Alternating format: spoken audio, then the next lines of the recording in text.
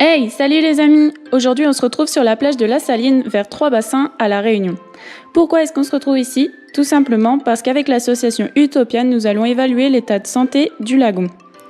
L'association Utopian a pour but de caractériser l'état écologique des platiers récifaux internes de l'île de La Réunion en utilisant la méthode CORAM. Mais qu'est-ce que ça veut dire? Pour faire simple, ça veut dire qu'elle cherche à reconnaître l'état de santé des lagons de la Réunion en utilisant la méthode CORAM, qui signifie Coral Reef Assessment Method. Pour appliquer cette méthode, différentes notions importantes sont à connaître. Tout d'abord, la notion d'habitat.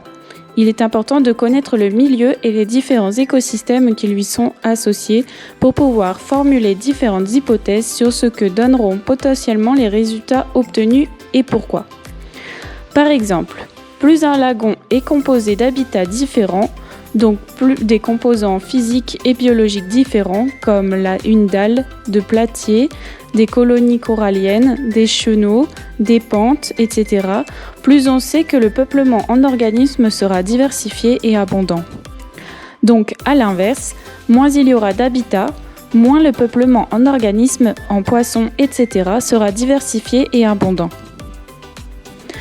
La deuxième notion importante est que Utopian observe l'état de santé des lagons de la Réunion dans des zones précises délimitées sur des cartes. Ces zones sont découpées à l'aide d'un quadrillage. Chaque carré, aussi appelé quadrat, mesure 50 mètres sur 50 mètres. Chaque carré va indiquer un état de santé différent. Sur le terrain, c'est souvent très visible car certaines zones sont beaucoup moins peuplées que d'autres ou beaucoup plus soumises à des conditions particulières comme le courant, les fortes vagues ou l'activité humaine, etc. C'est en regroupant les données indicatrices d'un même carré que l'on peut évaluer l'état de santé de la zone de 50 mètres par 50 mètres. Ensuite, en regroupant les données de tous les carrés, on observe l'évolution globale de l'état de santé de toute une partie du lagon sur la côte réunionnaise. Cela demande beaucoup de sorties sur le terrain, lorsque les conditions le permettent, mais aussi beaucoup de participation car c'est super long de regrouper autant de données. La troisième notion essentielle est celle de la pratique sur le terrain et de savoir appliquer la méthode CORAM à l'étude du lagon. Pour cela, nous allons nous rendre sur le lagon en binôme et vérifier que l'on a déjà bien tout notre matériel. Le GPS dont la carte quadrillée est intégrée, des plaquettes submersibles avec des crayons, un appareil vidéo, une caméra ou autre, et une montre. Il ne faut surtout pas oublier son maillot de bain, son masque, son tuba et ses palmes qui sont la panoplie indispensable en biologie marine, une véritable tenue de travail.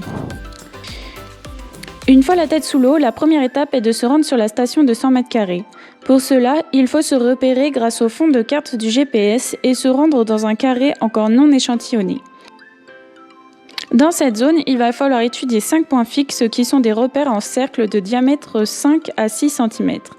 Ils ne doivent être constitués que de substrats durs, c'est-à-dire d'un sol dur où vont pouvoir se développer les coraux.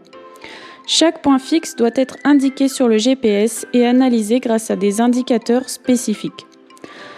Différents indicateurs existent comme le taux de recouvrement corallien. On cherche à savoir quel pourcentage de substrat dur est recouvert par les peuplements coralliens vivants. Plus il y aura de coraux vivants, plus l'activité biologique sera importante. Il y a aussi le pourcentage de recouvrement corallien du genre Acropora. Leur présence indique un stade évolutif écologique idéal appelé climax. C'est le moment où l'on considère qu'un environnement a atteint ses conditions idéales. En effet, ces coraux sont très sensibles aux changements environnementaux comme les variations de température. Donc plus il y a d'acropora, plus c'est un signe que l'environnement est sain. Il y a aussi la vitalité et le taux de mortalité corallienne. Les colonies coralliennes vivantes sont exposées à différents facteurs comme le stress ou des pathogènes ayant un impact sur leur état. Cela se traduit souvent par des pointes bleutées, un blanchissement des coraux, une réduction de leur croissance ou encore l'apparition de nécrose tissulaire reconnaissable souvent depuis la base du corail. Si certains coraux sont morts, cela peut être une réponse à une forte perturbation générale du milieu. La taille des coraux vivants Plus une colonie est grande et plus elle est ancienne et fertile. Donc cela veut dire qu'elle a eu le temps de pousser et de se développer sans perturbation majeure. La taille nous informe également sur la capacité de certaines espèces de coraux à résister à des pressions extérieures. Un autre indicateur est la densité des coraux juvéniles. Les juvéniles sont reconnaissables à leur petite taille d'environ 1 à 2 cm. Ils nous permettent d'analyser la capacité de colonisation et de renouvellement des populations. Il y a aussi le taux de recouvrement par la faune sessile non corallienne, c'est-à-dire les éponges, les zoanthères, les gorgones, etc. Ces populations sont en compétition avec les coraux et indiquent une baisse de la luminosité ou de la qualité de l'eau qui va sembler plus trouble ou qui va contenir plus de matière organique en suspension dans l'eau. On peut aussi étudier le taux de recouvrement par les macroalgues. Il est important de le prendre en compte car les algues ou macroalgues sont aussi en compétition avec les coraux. Elles se développent de façon inégale lorsqu'il y a présence ou absence d'organismes herbivores ou encore lorsqu'il y a une quantité importante de sels nutritifs. Les nitrates ou les phosphates sont à la base de l'alimentation de l'ensemble des plantes, notamment aquatiques. S'il y en a en grande quantité, alors le développement des algues peut exploser, ce qui va fortement impacter les coraux qui vont se retrouver recouverts. Toujours la tête sous l'eau, après avoir relevé l'ensemble des indicateurs des 5 points fixes, il faut étudier les populations ichthyologiques, c'est-à-dire de poissons peuplant la zone. Pour les observer, il faut imaginer que l'on se balade aléatoirement dans le lagon dans un tube de 10 mètres de diamètre. Tous les poissons se trouvant plus loin que ces 10 mètres ne sont pas comptabilisés. On relève alors sur notre tablette le nom de l'ensemble des espèces de poissons des familles étudiées que l'on connaît. Si l'on n'arrive pas à en reconnaître certains, on peut écrire une brève description ou prendre des photos afin de les retrouver dans un livre plus tard. La diversité de peuplement des poissons, l'abondance de certaines espèces ou encore leur maturité peuvent nous renseigner sur la régularisation naturelle des populations au sein de l'écosystème ou bien sûr une pêche intensive, etc. Il faut faire ce relevé pendant 10 minutes. Une fois que vous savez faire tout cela, vous pouvez vous-même récupérer des données sur l'état de santé du lagon en général.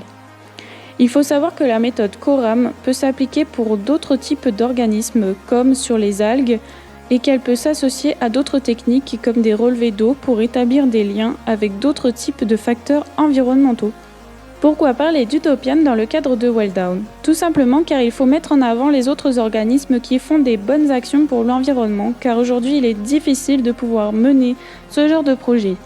Il n'existe que peu de moyens pour la recherche en biologie marine et il est donc difficile de baser un travail seulement sur des actions bénévoles. En plus, Utopian nous a permis d'apprendre des techniques de cartographie qui vont beaucoup nous aider lors de nos sorties en mer. J'espère que cette vidéo vous aura plu et qu'elle a pu vous apporter quelque chose de nouveau. Et on se retrouve bientôt pour une nouvelle vidéo.